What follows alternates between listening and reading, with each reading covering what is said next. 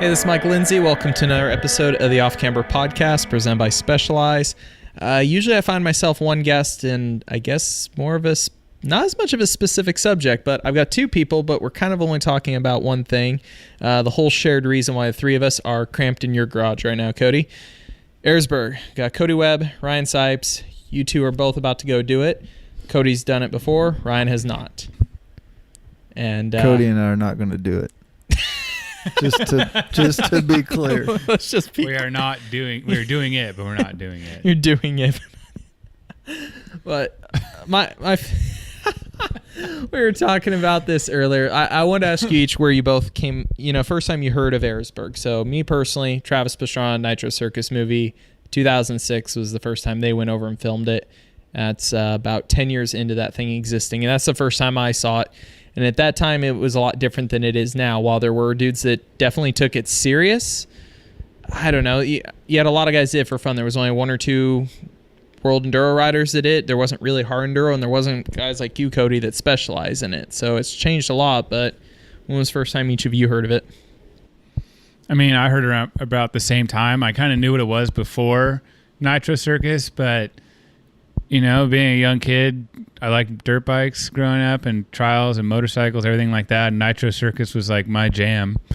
So that kind of really blew it up for me, especially seeing guys like Pastrana and McGrath being there. And then I was a trials rider forever. I still was a trials rider at that point, but like Taddy Blazuziak, they did a whole piece with him for I think the Nitro Circus movie maybe. And I mean, he was like a 5-time winner in a row of that race.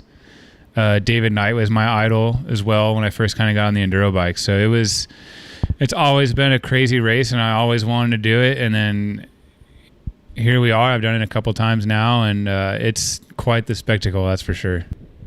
How about you, Ryan? I guess it was I think it was 2010. I started hanging out with this guy back home that was like an off-road guy. It's the first time I'd ever hung out with an off-road guy or ridden any off-road, like trail stuff. And he's like, you got to check out this DVD. And it was from like 2007, I think. And Taddy won. And so we watched that DVD probably 10 times. So that's when, but again, like you said, it was a different race back then. But still, at that point, to me, it was like, this is insane. Why would you want to do this? Well, I look at the actual name of the event is the Erzberg Rodeo, and it really kind of more of a, I don't know, it's always been a race, but it's definitely more of a show. Rodeo, it's crazy, especially, which is how most European fans of motorsports, especially people from that region, are just insane about these kind of events. And as Hard Enduro's taken off, it's taken over its own life. It blows my mind to see footage of like the fans coming out in droves to sit in an iron ore mine to watch you guys basically climb through freaking rocks all day. What, Cody, first year for you doing it? Yeah, my first year was 2014 on a beta, and it's kind of in Austria. It's like KTM headquarters, so we were kind of like shoved off the side in a corner in a gravel lot in a puddle. Like that was our pitting area.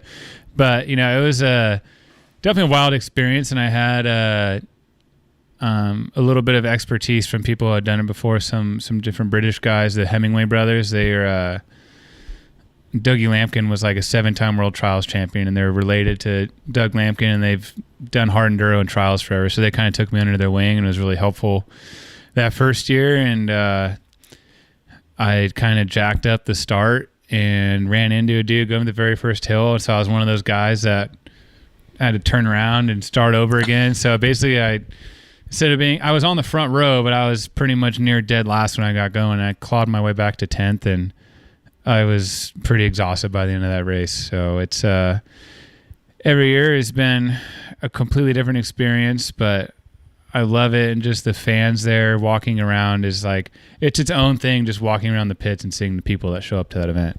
Well, I think you nailed it earlier. Like, I think of different things in motocross you can bring up to somebody that barely knows the sport. And like some guys can pick out, over the years who McGrath was, who Carmichael was, who Pastrana was, and they can pick out some events.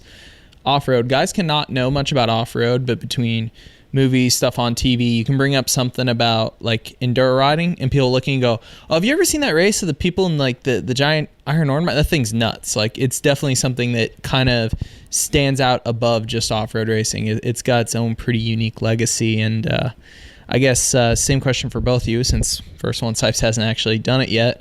What made you want to do it? And we'll start with Ryan on this case, since he's recently somehow convinced himself this was Ryan, a good idea. What made you want to do this? Yes. Please tell us your words of wisdom. I never thought I would want to do it. You sound really excited. Thanks. But I don't know. I'm doing this kind of crazy schedule now where doing a little bit of everything, and it didn't feel like I wasn't doing everything if I didn't try a hard enduro, and if I was going to do one, I should probably do Erzberg. So just go to the far end of the spectrum. Well, I mean, it's all about kind of putting yourself out there and giving it a try. Like, you can't claim to be the best all-around rider on a dirt bike if you don't go do that race or something like it. So, how about you, Cody? What made you want to go do it? I mean, I'm kind of one of those weird. Yes, you are weird. Yeah, I'm weird. I'm one of the, but on top of being weird, I'm one of those kind of mixture riders. I only rode trials my whole life growing up. My mom said dirt bikes were dangerous, so I wasn't allowed to have one. So when I was 19, I bought a dirt bike, and it was really fun, and it was new to me. And you look at Erzberg, and the last people that finished, no offense to you, but like, it's been almost all ex-trials riders or some sort of trials form, just because of the amount of technique and technical skills involved with trials and throttle control and clutch control. And I wanted to do Erzberg because I was a trials rider forever. I thought, I'm tall, strong, I got trial skills, I ride a dirt bike now, I can probably you like to ride over rocks, I like can to do suffer this. So it was something I really wanted to do, and it was a goal of mine to go, and now I've had a couple chances. Last year I got hurt, it sucked, but I still had a good time, even though I broke my foot and messed up my knee. But it's just that, like, for me, it's like one of those lifetime races. Like, I got to go and make an effort to it, and I've been fortunate enough to go a couple times now. Well, actually, funny thing of trials guys, because of how well they do at it, and talking about Taddy earlier that you started watching right when he came on the scene. I could be wrong here, but I believe that's kind of the race that put Taddy on the map coming out to beat Dave, because I believe he was a trials guy, kind of one of his first race on a real dirt bike, and it really kind of cemented him, the beginning of his legacy per se in this style of racing. So for a trials guy, it's, you can kind of look up to it as a really cool place to put yourself on the map per se with your skills on a normal dirt bike. Yeah, the amount of exposure from the Erzberg is insane. It's watched globally on Red Bull TV live. Anyone can watch it. And, Taddy was a trials guy. He was a phenomenal trials rider, really good. But, honestly, he probably never was going to be world champion, but he was always just so close to being there. And he showed up on like a used borrowed gas from some dude and qualified like really well and got the heads of the KTM guy. And I'm pretty sure he like rode a KTM the very next day or something, like got a bike. I think he got one after the prologue. Yeah, after the prologue. Oh, you know what? I think they used to have a enduro cross race, like an outdoor enduro cross race, and he won that, and it got the eyes of KTM, and it put him on the front row, because if you won this enduro cross race or something, you got to be on the front row. So he won that, and KTM gave him a bike, and he won the freaking race. So that put him on the map instantly, and the amount of exposure from that race, and then history ran its course, and he's had a lot of dominant years before people started realizing that they got to work hard to try and beat that guy. Well, Cody, how crazy do you think Ryan is for taking on this event, in the sense that, like I said, looking back on it, we're going up on the 20, I believe this year will be the 25th running, going on what it looked like 10, 15 years ago. It was an event that a couple dudes took seriously, and a lot of guys, like a bucket list item, I just want to finish. Now, you make a living at Endurocross and Hard Enduro, and you literally told me you would love to win, love to do good at, but you still might not finish. And that's what he's up against, in the sense that the bar keeps raising on this event every single year. So it's like chasing, something that's a moving target. You're chasing a unicorn. Ryan, are you a unicorn? I don't know. Do I got a horn on my head? You do look kind of horny. I am. Yeah. It's too easy. I'm sorry. Oh, it's So anyways, I forget where we're going with this. We got off on a tangent. You messed this up. You got horny and you forgot what you were talking about. So anyways, about the race, like I said, about just finishing and in general is like my first goal, and there's so much that can happen. And, I honestly think if conditions and everything are good and Ryan gets off to a good start, he's consistent in the beginning, he can finish the race. He's going to be dead beat tired at the finish, maybe cramping a little bit, but he can get through it. And but when conditions get bad, if it's muddy or really nasty, I think the year I got second, only 9 people finished out of 1,800 people that show up to qualify. It's not looking good for me. The math is going great. 500 people start the actual race on Sunday. But, when I got hurt, I think 20 something, almost 30 people finished. So that was an easier year just because conditions were good. And the course was harder, but it all kind of depends on what the forests are looking like, because they can be real rough. Well, the event itself, like just that constant progression of it, because I know I've seen interviews before with the guys that put it on, and they joke about a goal. Theirs would almost be to force the event to the point that only 1 or 2 dudes finish would be their perfect goal for a situation. And this is, I'm going to say this ahead of time, this is zero offense to the king of Supercross, but when we look back at the event, Pastrana and the King both finished it in 2007. You said you've ridden the off-road with McGrath, and like I said, it's no offensive skill, so we know what his skill, what his skill level is at off-road, just riding it, and what that event is like now. It's changed a ton. So this one to you, Ryan. How do you even prepare for this? How much time have you spent on YouTube watching this? Like, have you wore out your laptop yet just watching videos? Not as much as I should have, probably, but yeah. Yeah, because you're going to Hawaiian Supercross tomorrow. Well, you're really well prepared.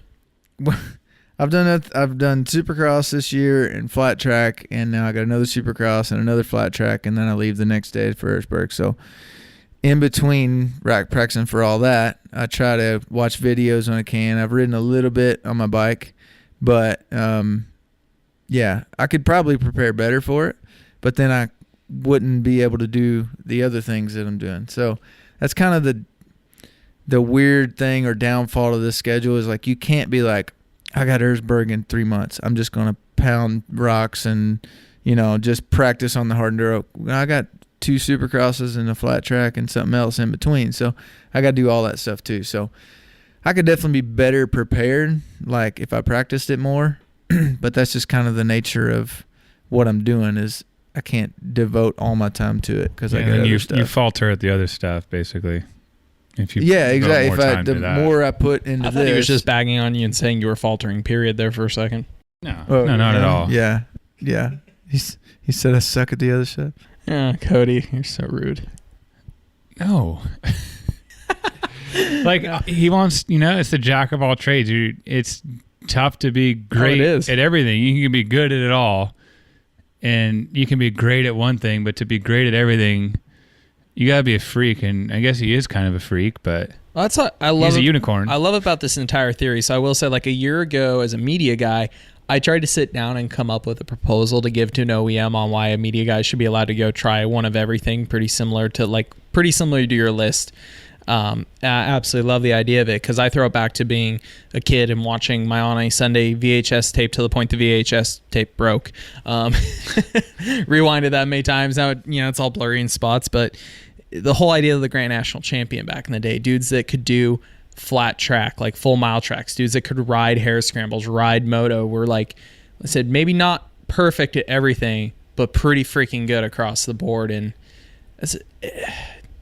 my hat's off to you, first off. It's gnarly. Thanks.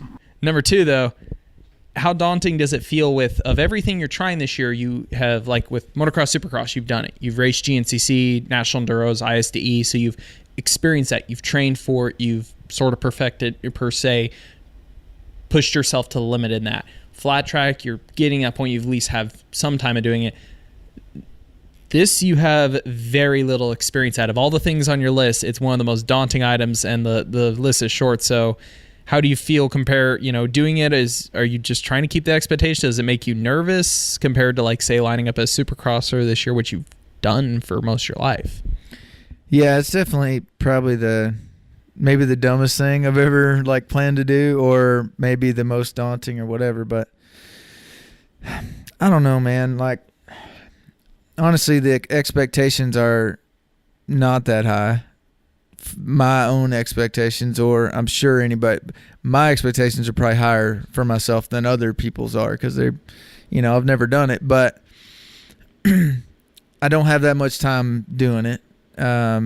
And I don't have a lot of time to commit to it. So I can't go in being like, I'm going to finish, I'm going to win or whatever. Like, so I'm just going in there. Like, my goal is to finish, and we'll see what happens. Like, maybe I'll be awful, or maybe I'll be like, I think I can do this. Like, give me another chance and I'll do it again. But I got to go out there and try it to even know. Like, I could practice for a year, and like, what would be the result might be the same. I'm just gonna go for it. Like, just gonna pin it and see what happens. Well, I think it seems like an event you have to try to learn anything, because like Supercross, well, there's Supercross tracks you can go practice, outdoor nationals. There's where a GNCC been, flat track, whatever. I don't know anybody that has a Erzberg practice course per se to go ride. So I mean, you kind of have to go do it to even know what to learn to be better for the following year, huh? Yeah, and I mean, I have a 2-year deal with Red Bull, so I'm sure we'll do it again, unless it's a complete and utter failure, and then you gotta do it again. Even I if may you are beg them to not make me do it, but if I can go there and like, I want to. If you end up having to beg, I mean, that needs to be part of the video series as well. Yeah, if I can go there and like show potential, or show myself that I think I can, give me another year and I can do it, then who knows what the schedule next year is going to be, but maybe I put more time into it, and just having another year on the off times where I get to ride the Hard Enduro bike, I'll get better, over the next year, and then maybe I'll do better next year. It's kind of a big unknown, but I'm not really nervous about it. I'm just going to go do the best I can. And then like whatever happens, it's not like I had an expectation to win it. So. Well, you guys have been out riding and training today. We've been following you around with cameras, just kind of seeing you guys getting a little bit of a training session in for it, and Cody's been sharing as much info to you as he can. But I'm kind of curious, Cody, from your end, what was the biggest surprise the first year did? What caught you off guard that you really couldn't expect or couldn't have trained for until you got there? I don't know, to be honest. That's a tricky question to think about. I feel like I have a couple different answers regarding that. But the thing that caught me off guard the most was like the race itself, the course. And when you watch the videos, everyone sees Carl's Diner, just like that huge rock garden that lasts forever and ever and ever. And we see the hills at the beginning. Yeah, it's terrible. All the hills at the beginning they look awful because it's the dudes in the back of the pack they're showing looping out on it. So they're not too bad. They're gnarly hills. They're no joke, but hey, I gotta thank those guys in the back. They make that movie. They make any movie from that year. Flailing. So the thing that caught me off guard the most was just being in the forest and how steep and tight and slippery all those little trails are. Not all of them are slick, but you get off on this one. I must be a south-facing hill or something, or north-facing hill.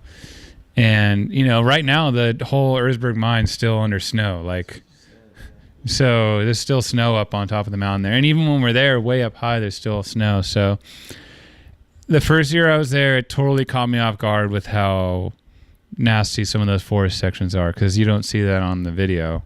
It's just too hard to get into. And then you start riding it, and you just get a quick realization that it's not easy.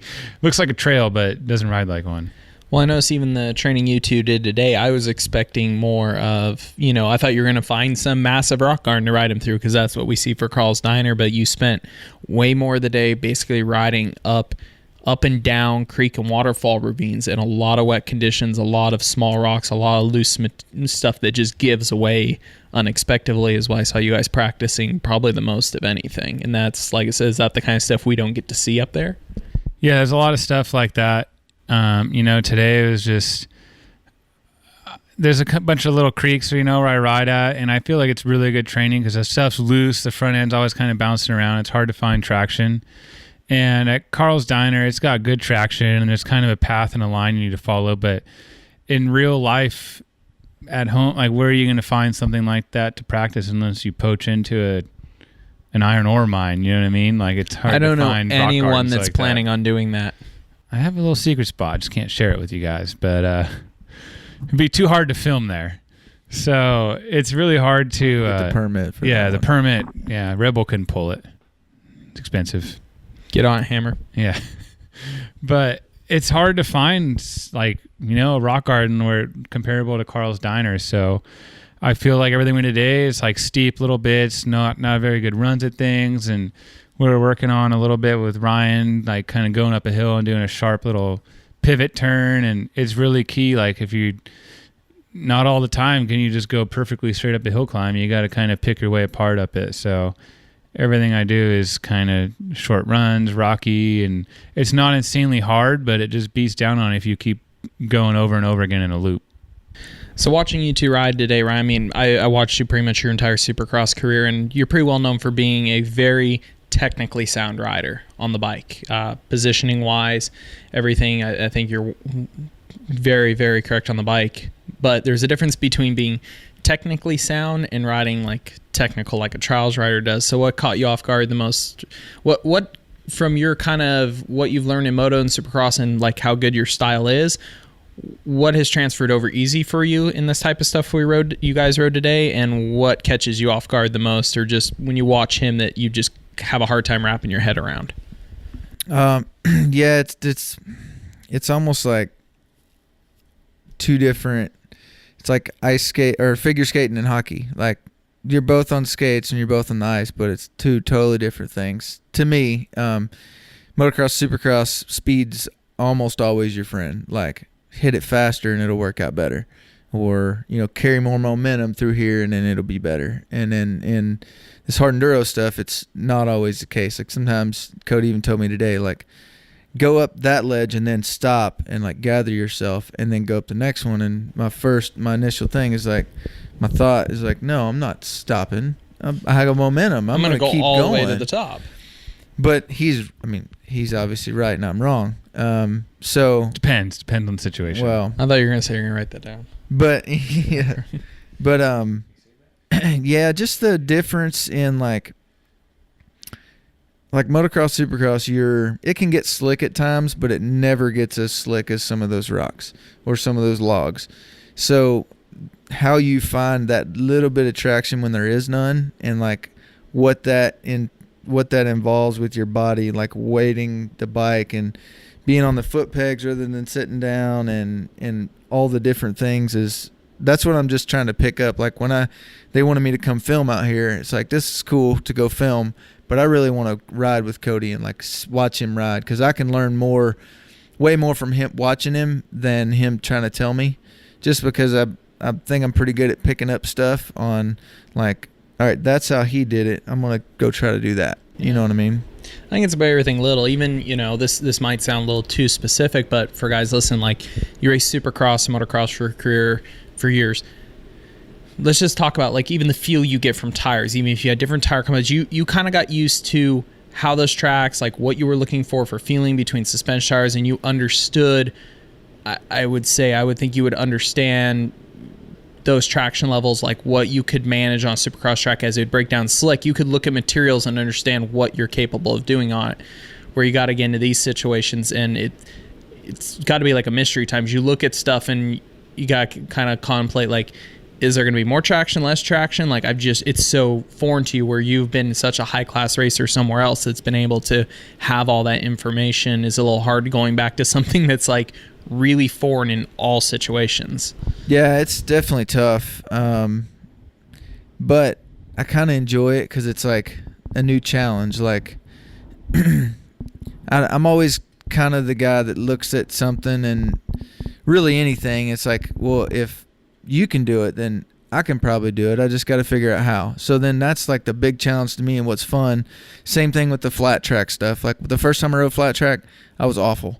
I was really bad. It's really hard to turn left twice. Dude, flat track, like, it's cool. It's really cool, and it's like, anyway, what I enjoyed so much about that is my learning curve was like this. Like, it wasn't like I got a little bit better. I got a lot better every time I rode because I was just figuring it out. I was riding with, like, good dudes that knew how to do it, and then I'd watch them. And most of the time I go practice it, I'll do a few laps and I'll watch them. And then I'll go out and I'll, like, try to mimic that, and I'll get better, and I'll get better, and I'll get better. So same thing with Hard Enduro. It's pretty tough to go, yeah, I don't know how to go up this. But then you try it, and then you go back and watch Cody and go, that's how you go up it. And then you try it, and you still don't do it right because you've never done it before. And I didn't see that he weighted his bike a little bit more right there, or he put his front tire 6 inches over there. But you keep doing it, and then it's like my learning curve is like this again. Where in motocross, supercross, it's not. Since the days I started it, my learning curve has really flattened out because you can, even when I was winning, it's like you can only get so much better. Like, you're already here, like, you're not taking big jumps. So it's pretty exciting and fun to do something different that you can, like, make a big jump and go, light switch. That was awesome. I just figured it out. You know what I mean?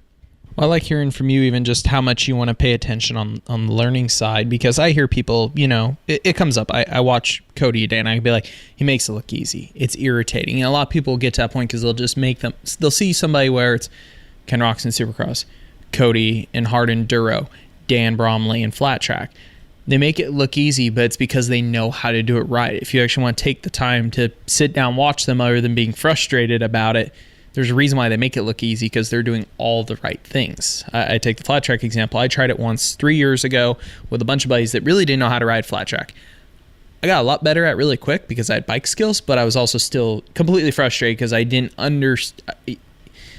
There was nobody else to watch to understand how it's supposed to be done right. We go to a KTM intro recently for the Red Bull Factory Flat Track team, and we got to watch Dan and literally be on the track with him at the same time. So first couple laps, he comes by me so fast, I can't even latch on to him for a second to figure out what we're doing.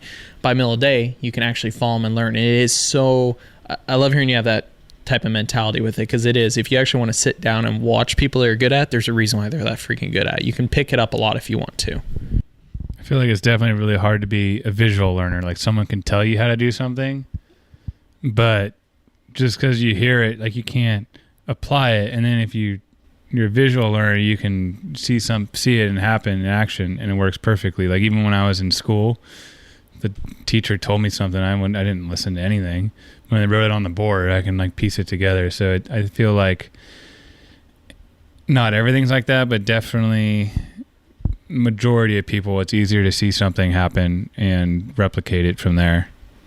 And even when I was a trials rider, like, the world dudes were way better than I was, but like, here in the States, it was like me and another dude on the East Coast, Pat Smodgy, battling it out. And like you said, in Supercross, you kind of just get up there, and you and the couple other guys around you, like, you're at the top of your game. Like, there's no one to shoot for up higher, and your learning curve just totally falls off. Whereas, like, right now, everything's new. Like, I still feel like I'm getting better all the time on the dirt bikes. It's still kind of new to me compared to trials, and it's like an exponential growth of learning.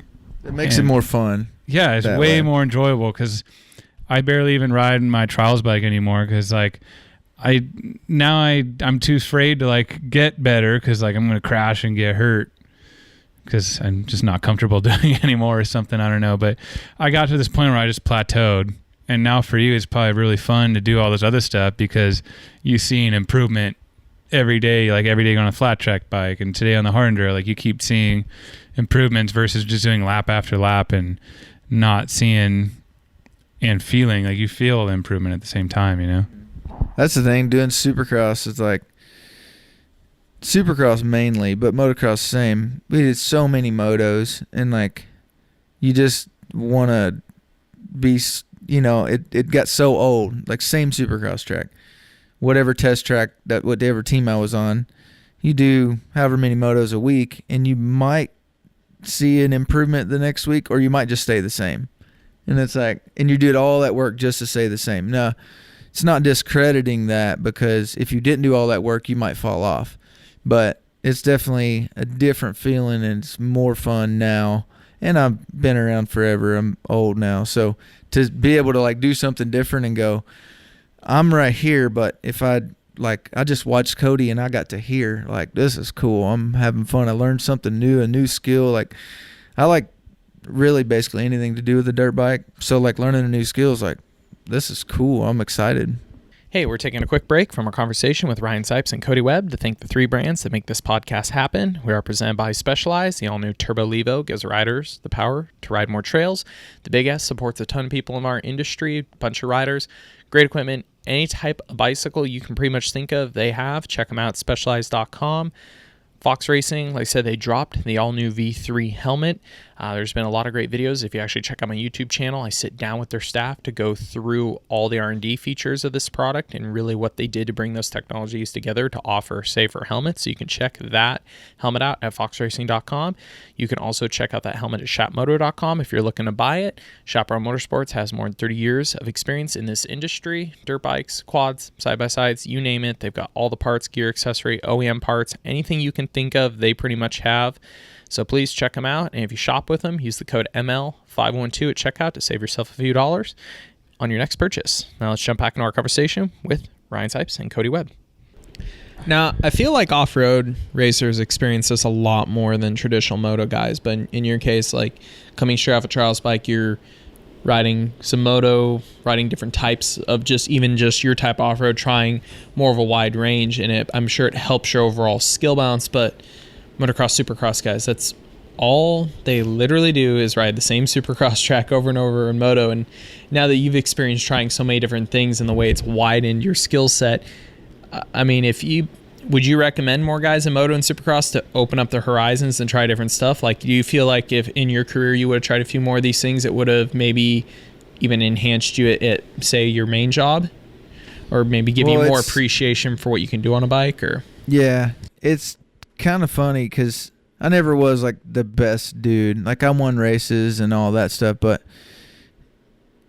my best year was 2011, and I won 2 races, and I was on the podium a bunch, and I was training with Steve Hatch, and I started riding the trials bike. I bought 2 trials bikes, and I rode them, once a month maybe, and I would go to Arizona with Steve and go ride in the desert, not on a supercross track, like in the sand whoops or in the hard pack, but he would like take me through these drills where I would be like, this is a joke. Like, I should be pounding laps right now, but I'm learning how to turn really sharp and then wheelie over that rock. And that was my best year because I was like learning. I was getting out of that groove of like just pound laps. And I would go to Arizona for a weekend and come back and be faster. It was weird. So, but that was like just doing something different and like learning something different, and then you could apply it. So even the things that I learned today on this hard enduro bike, or the things I learned on the flat track bike. Flat track's a little different because the bike's different and positions are different and everything, but just the feeling comfortable with a slide on the flat track bike now helps me in off-road and supercross. I'm sure learning this, how to get that little bit extra traction when there is none, probably could help on a supercross track, on a motocross track. Like, if my kid ever grows up to be something, I'll have him doing everything. Because what's the negative of learning how to be better on a dirt bike? Like, even if it is on something totally different, I think there's a positive to every single thing that I do. I want to make a note on this. So you and your training with Steve Hatch, it kind of sounds like Motocross, the movie, the Disney Channel one, and Steve Hatch was the dude all the chicks were obsessed with, and you were the chick learning how to get off. I don't remember that movie. So you're not wearing, he's not wearing nail polish to eliminate arm pump? Do you know how I know you're gay?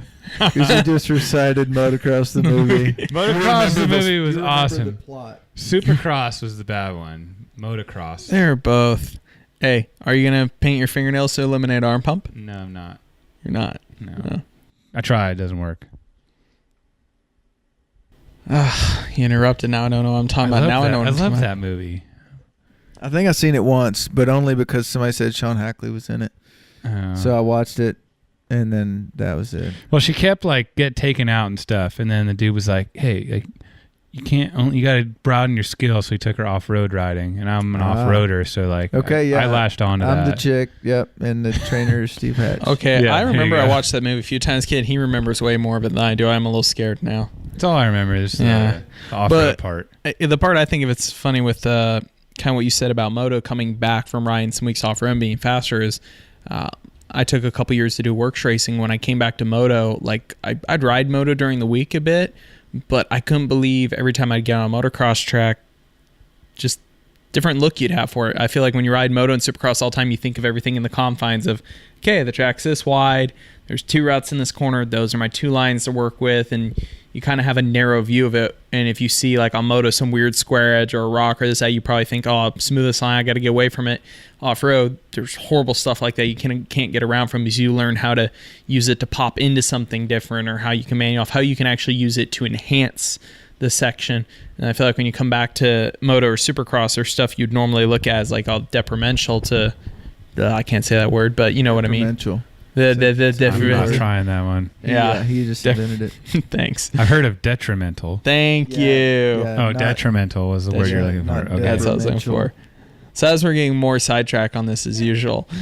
No, but you can use that stuff more in your event. I just, like I said, would you agree, when you just ride Supercross all the time, you kind of get stuck in the zone of days are my options, and you look at everything very much as little thin lines of what can work and what can't work, where off-road you have to have a pretty freaking open mind of what can work and what can't. Yeah, I think it I don't know if you ever heard the saying try to look at things from a lens of possibility rather than limitation. So rather than looking at this situation and being I don't know if we can because of that, and maybe that's going to be really hard, or go, maybe if we go that way, I think we can do it. It's it's a different lens a different way to look at things. I always try to do that, but I think when you pound every lap on the same Supercross track, and honestly now it's worse than ever. All the videos I see, and even going to the sandbox this year and practicing in Florida, the line, they make one line. I was just waiting for my chance to say this. You see on the videos, and it's yeah, it's like an inch. And I'm not. Maybe they're doing it right because they're still better than I am at it. But how do you get better if you hit that same line 1,000 times? But what's funny is then they'll prep the track over the weekend, and they come back and make the same line the next week, and they never deviate from it. When I was riding, I would do my motos and I'd maybe hit the same line, but then I'd go out and all right, I'm going to go in early and cut down early. I'm going to, and then practice that 30 times. And then maybe this time I'll just stay inside or whatever. And it's kind of I know that was a long way around, but I understand what you're saying with the off-road thing is you're not confined to these 2 lines. It's there's lines everywhere. So then you figure out I can go that way if I just do it this way, if I give it this much gas and weight it this way. And so it definitely kind of broadens your scope of things. Well, I always thought off-road in certain events could be quite a bit more mentally taxing than Moto, for the fact that I actually thought I was thinking all the time. Moto can be, and I can see both ways. A lot of guys say that some of their best days on the track of Moto is when their brain's almost off a little and it's natural. But there's also times I feel like Moto can be really monotonous in your riding because, like I said, you just kind of keep in the same lines. You know how the bike's going to react. You can almost unplug from the moment a little bit, where in a lot of serious off-road races, you're thinking so much. You're trying to examine everything so quickly, process all that, and pick all your options because there is so much to deal with. It to me, it can make you mentally a better rider than just even physically when you think of the length of the races. But the mental side, I feel like it can make you process things so much faster. Yeah, for sure. You definitely got to have your eyes open a little bit more racing off-road, just because there is so many more lines. But the hardest thing that was when I went from Supercross to GNCC was in Supercross, there was tough blocks here and there were tough blocks there, and you couldn't go outside of it. At GNCC, there's arrows every once in a while, and there's a main line, but you can get off of it 25 feet on either side, and that's legal. And I wasn't my eyes weren't trained to even look for the lines. When everybody else, I was probably going just as fast as they were. They were just taking a way better line. You know what I mean? If we all took the same line, I probably could have done some damage. But they were seeing totally different lines and not hitting the gnarly holes or mud holes or whatever. So we kind of done this full reversal of really starting about Erzberg and just talking about off-road and Kevlar pins, all which that's I love. The point of this. We just start going. Yeah, that's what I wanted to do. See where we end up. We're coming back. Pinball. So we're coming back to it as we wrap this up here for you guys. Is just talking about Erzberg. So, Cody, coming into it, what is really the most difficult part for you about Erzberg from you as your, not just like the usual, what's the hardest about the course for you, the way you ride, the way you bring, everything. What do you feel like to you is the biggest challenge that maybe is even just unique to you as a person to the event?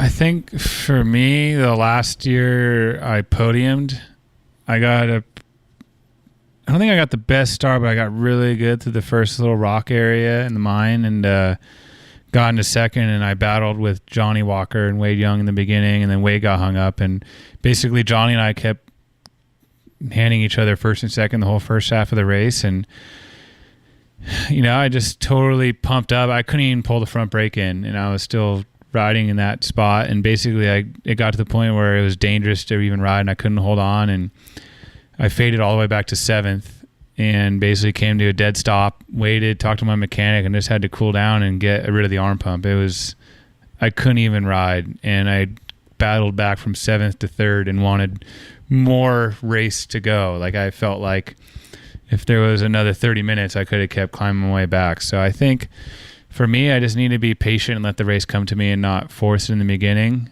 And, the thing is, you get down there, the race starts at noon, but you're down in the pit at like 10 in the morning because there's that many people to line up. So I think for me, I just want to make sure I'm warmed up and limber and ready to go and not blow up like I did mid-race and then have to recover and then be wanting more at the end. I needed to charge hard the whole time and be dead beat tired at the finish and make sure I know I used all the energy I could instead of wanting more.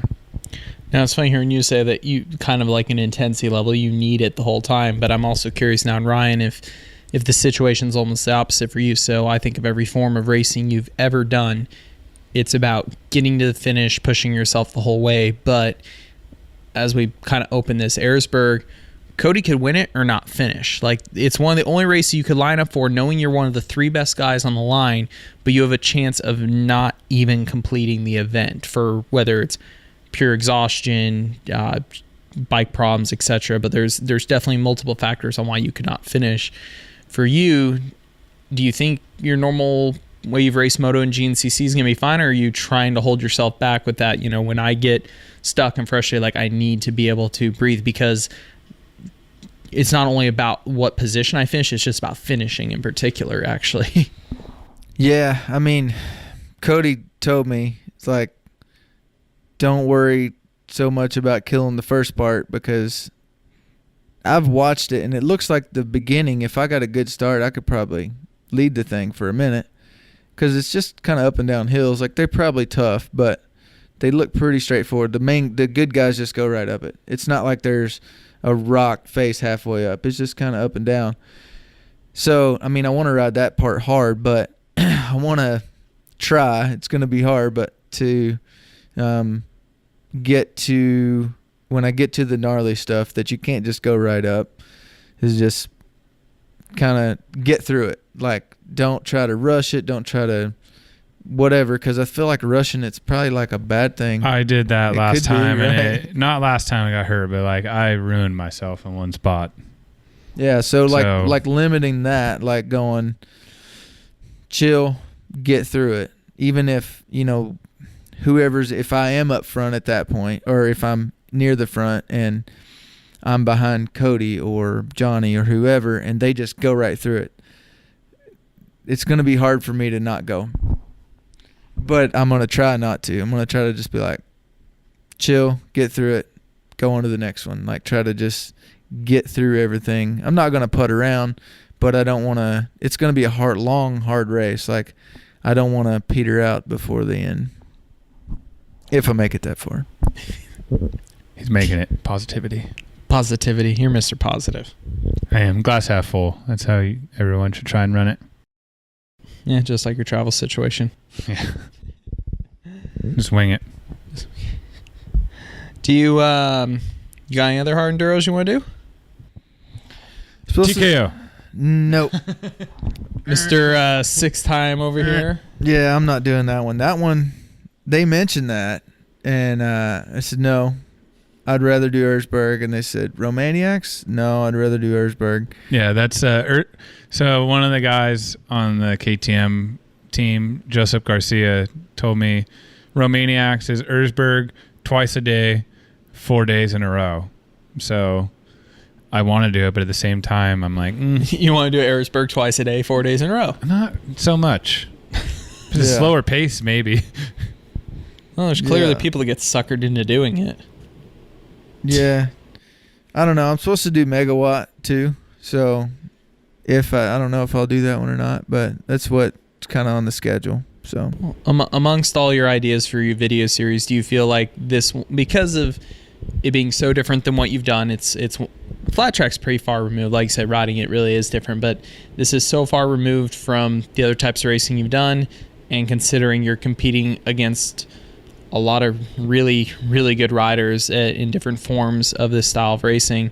Does this one mean a lot to you to put up a decent result in your whole theory of like, I'm possibly the best rounded rider in the world? Do you feel like this one's going to put a lot of weight on your shoulders to perform?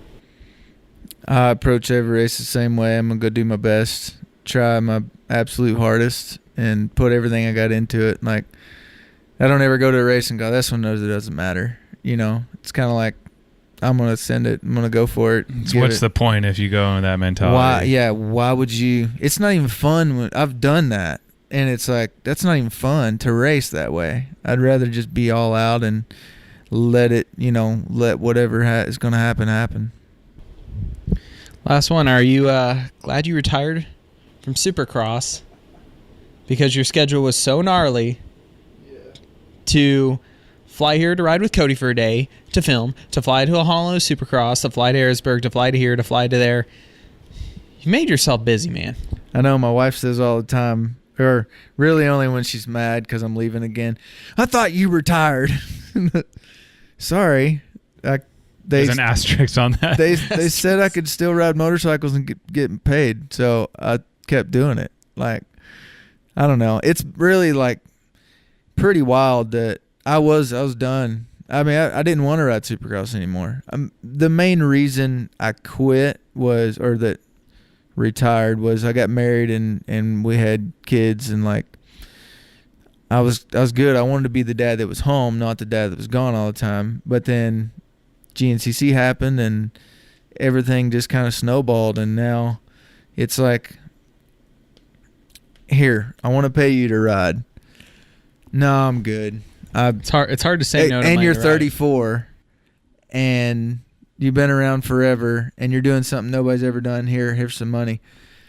I don't think I want to do that. Like, I kind of have to. Like, it's the opportunity of a lifetime to me to ride for Red Bull, to do a schedule that nobody's really ever done. And maybe there's a reason nobody's done it because it's stupid, but hey, I don't know. Like, Did you ever ask Hammer how many people they asked to do this before you? No, because I came up with the idea. Oh, okay. Yeah. It was my idea. They just liked it. When you said, hey, I'm 30, what'd you say, 34? When you said, hey, I'm 34, here's money to go riding, Cody's over here going, man, I hope when I'm 34 people still want to give me money to go riding. I'm getting pretty close to there already. It's rough. But hey, Mike Brown. End of story. That's all. It's 2 words. That's all you got to say. Legend. Mike Brown. Yeah. Look at what you two got going on right now. We've probably battled Mike Brown. Oh, yeah. Freaking my rookie year. Carmichael's probably battled Everybody Mike Brown. has. Everyone's battled Mike Brown. Everyone's lost to Mike Brown. Yeah. Think about how many more years he has on it than either of you. And he's still doing it. He was a pro in the 80s. Yeah. No. 89 was he turned pro, I'm pretty sure. Yeah, I looked up one time because I didn't believe it either. May or may not have been born in 1988. Oh, dude. Yeah. Brown has been a pro longer than I have been alive. By like 2 years. Yeah, I have a lot of respect for that guy because he's an animal. Yeah, so look at this, Ryan. You could do this 10 more years. I won't. When I was 25... Cody, you could do this 10 more years. When I was 25, I was like, I'm going to retire when I'm 30. I'll be good to go. You're 30. And I've already done more than I ever would have imagined I ever would have done when I was a little kid. And which means like definitely dreams can come true if you keep working at it. But now I look at it and it's like, why would I stop now? Yeah. That was a stupid idea I had when I was 25. I just figured this out. I must have been a dumb young kid. But I feel like, I mean, you have to think the same way I do, or you wouldn't be as good as you are at what you do. Is like, you look out there and you go, I can still be awesome. I can still beat these guys. Like, it don't matter. Like, the age, we even talked about it in the truck. Like, we feel pretty good for being old. Like, and we're not old, but for the sport, we're kind of old. But let's say Mike Brown's listening, going right now, go, dude, I wish I still felt like 30. But I still go to the line. You look at Dungey and Villapoto, and those guys, they were done before. Yeah, like 26 or something. 27. Yeah. I think Dungey's the oldest Supercross champ at like 27. Yeah, it's nut. But like, I don't know. That it's sounds just so young. When you said, really why would think we about it. quit? We can still do it, or we think we can. I know why we didn't quit. We weren't making billions. Well, that's You great. sitting in the bank. That is a great point, because it's like, here, dig a ditch or ride a dirt bike for money. That's the thing I about want to every pick dirt bike. That's the thing every about time. every privateer that posts, I'm retiring from Supercross this year. No, you just quit racing and you have to go get another job.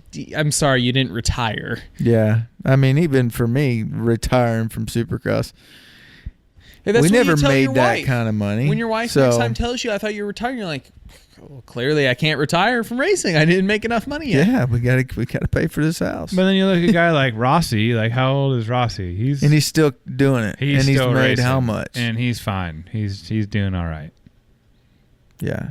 So He's some an people enigma. just have the passion and they love it, I guess. I don't think of know. like three people that are enigmas on motorcycle. Reed's one of them at this point. Rossi and Mike Brown are kind of up there in my top three enigmas of racing a dirt bike or motorcycles in general. I mean, Graham Jarvis too on the Hard Enduro. Yeah, side. that's true. He's up there. How old is that dude? He's about the same as Mike. 46? No, that's how old Mike is now. Yeah. Might be 47. Man, Graham might be around 44 or something. Okay. Poor 45. poor Dubach has it coming for him. Brown's gonna be in that 50+ class at Loretta's here soon, and he'll probably. I wouldn't be surprised if he like laps the field. He'll Almost. ride like the sportsman class and the vet class and win both, and everyone will be mad at him. 450 Pro Sport and Yeah. 50 plus. Technically, he can do it though. Right? That would be a feat. He's going to be the next Red Bull rider. Yeah.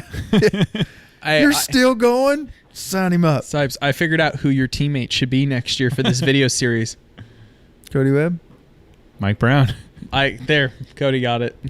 I'm just trying to recruit Cody. I just want him to come race with me. Supercross, flat track. I think he can do it all. How tall is Dan Bromley? Dan is about your Dan's pretty height. tall. Yeah. That's why I guess I said can you'd do be it. good. You got this. Yeah. All I got to do is jump a triple. Can't be that bad, right? You've jumped logs in the configuration of a triple. That's way scarier, in my opinion. You know what's kind of scary is that Cody thinks jumping the triple is the hard part of Supercross. That's the hard part. It's not. the easiest part on the Easiest track. part. I've jumped a Supercross triple. I can't Absolute say I can easiest ride part on the Supercross. track. Whoops. Whoops. Nah, whoops are Dragon's easy, backs. especially for I got you. long legs. No. Whoops are easy. Look at Dino. He Okay. just blitzes them. I played around Supercross track a little bit because I had a theory I was going to get a Supercross license. That didn't work well. Dragon's back. I could never wrap my head around a dragon's back. It's easy. It's just that you learn it. It's you do easy. it. You It's do it. easy. Okay, Mr. Supercross is easy. What's the hard part of Supercross to you? When you got to jump 45 feet off a jump this big with a face that steep that's nothing but ruts, and 45 feet later is a 5 foot tall jump with ruts on the downside, a 3.5. and the next jump's like 10 feet away like this, and you got to jump it. And even if you come up to it and go, it's super messed up, I might crash this time, you still got to jump it, because if you don't, somebody's going to jump over you and pass you. That's the scary part. And you do that like 3 or 4 times in a row through a rhythm. Yeah. Are you also on the club of doubling the triples also scary? I would way rather go single double than double single. Double single is stupid. Because the lip is so big. You can't judging see it is it. impossible. And you will like land between 2 and 3. And casing the double almost hurts as much as casing the triple. Yep. Because you just fall out of the sky. You're going even so you have no forward and momentum. if you over like how you fell on a rock today. Yeah. Which time? Out of the sky. I'm still mad that you like made it. I just made the lip better for you hitting it those 3 times and landing on the rock. Yeah. That's right. We have video proof of Cody Webb jumping over you today. I know. As I crashed, trying to watch him. That was dumb. It's because there was rocks involved, and I. Is that going to be that? You were like, "Oh, rocks? I got no this. problem." Ruts, dude. Nah, I got it. We'll just put rocks between the triple and then in I'll the be middle fine. of the triple, and you'll be like, "Oh, this is easy." Rocks. A log on the takeoff.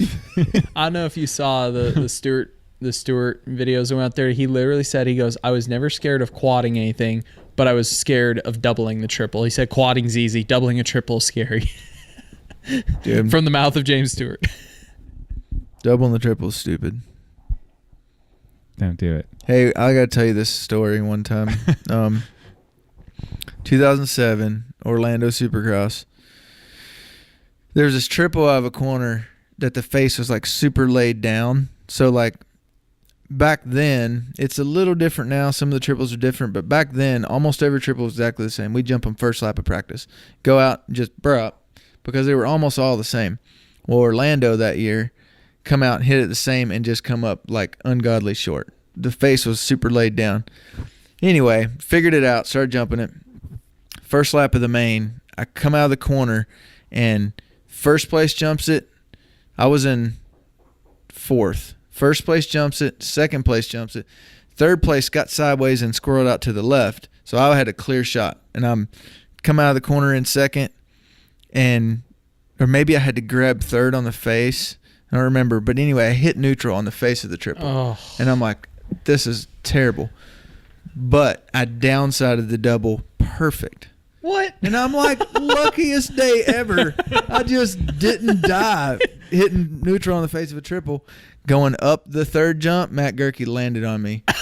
I go flying through the air, land on the next jump, break my leg, shattered my leg. It looks a little lumpy from here. Tore everything in my ankle. That's what happens when you double a triple. I like how you go from even in neutral. I understand it is stupid. Yeah, you made it talk like it was a blessing. It started out great. It was for like the half second when I landed and then launched off the next one. I was like, I'm the luckiest dude ever. And then I got landed on.